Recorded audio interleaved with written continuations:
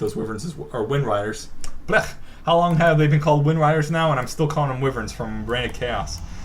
Anyway, here we go again. I was taking a look at army composition at this point. Lots of ghouls. 57 food army is most of that being his ghouls. He does have one frost worm.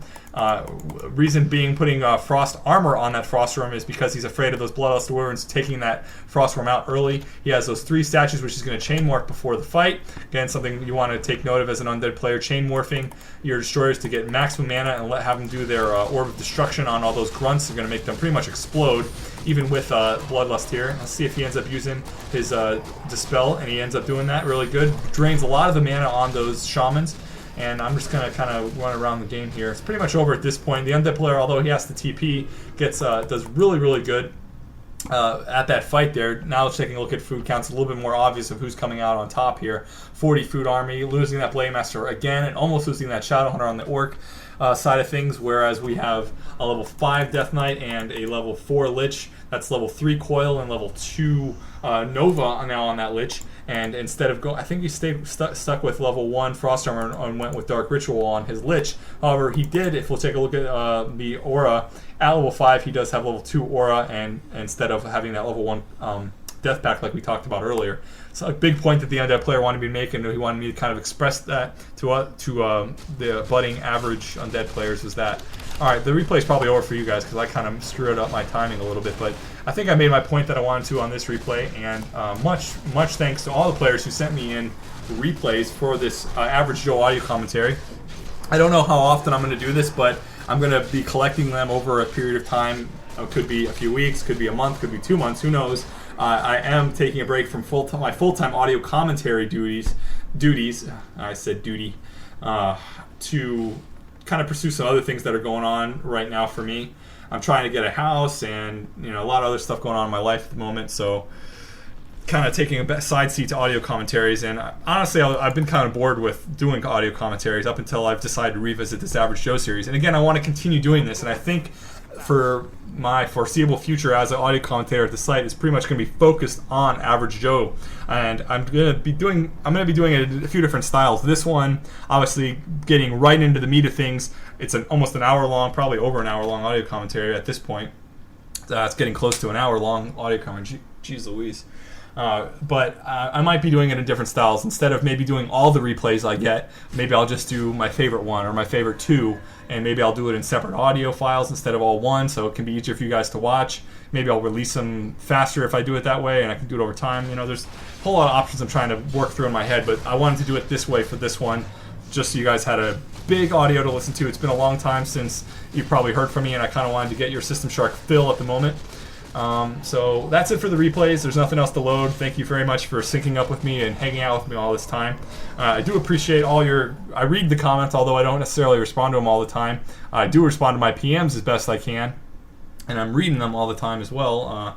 I find at work, this is a little bit of a side inside Systemshark's world kind of thing, I have lots and lots of time at work to just sit and browse the internet, and I've made forum posts about it, and I've talked about it in other audio commentaries, but I am insanely bored at work. I probably spend 90% of my time at work getting paid to just sit around, browse the internet forums. I'm pretty much on WCR at least 6 hours of that day, 6 of those 8 hours. The other 2 I'm looking at online comics or watching webisodes of something or looking at video blogs, and just whatever happens to be, whatever takes up time is what I'm trying to do to make the time go by.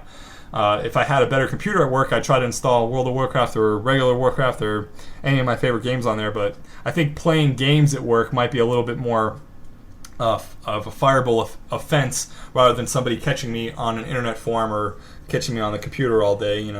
That's my job. I'm supposed to be on the computer and maintaining this office all day, maintaining a presence at this office all day, but just there's no business because too long of a story. We won't go into that. I probably went into it before, but company I work for sucks. I probably won't be working there for much longer, another 3-4 months, and then we'll be doing something else. Hey, maybe I'll have more time for audio commentaries. Who knows?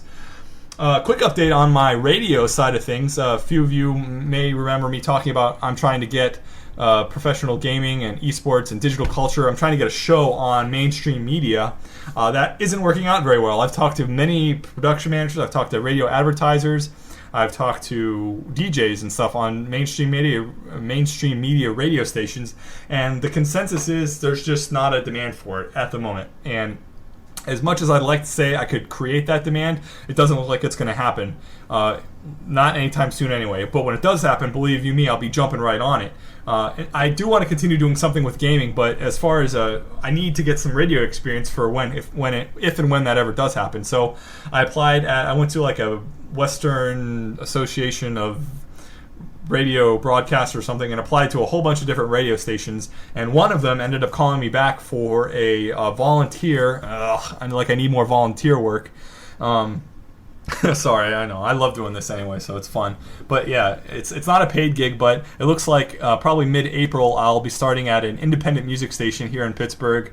I don't know what time I'll be on air, but I'm still kind of experimenting to see. I haven't actually met with the production guy to start doing my training, but he has emailed me a few times and showed interest in starting to train me and starting to do my production demos. But what will happen is I'll get probably 1 hour to 2 hours, maybe a week, at some obscure time when they need to just kind of fill the time slot with someone.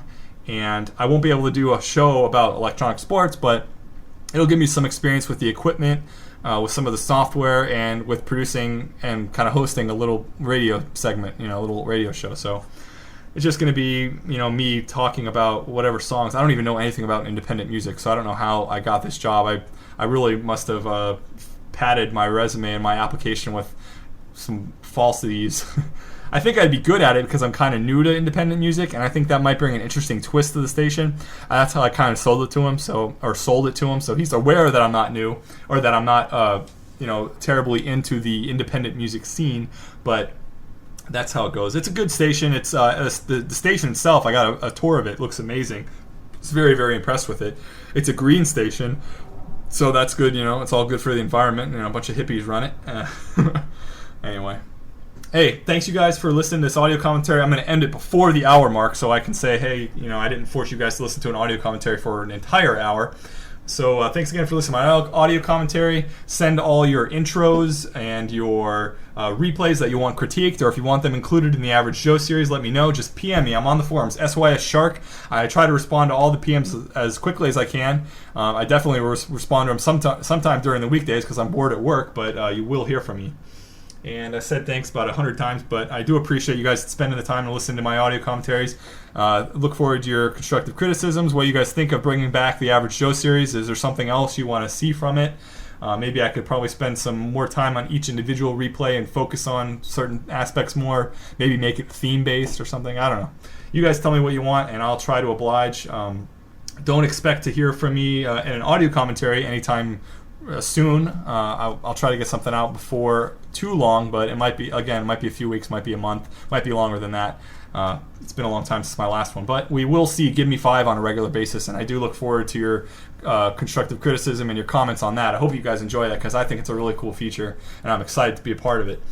Thanks again for listening. Systemshark signing out. Talk to you later. Bye.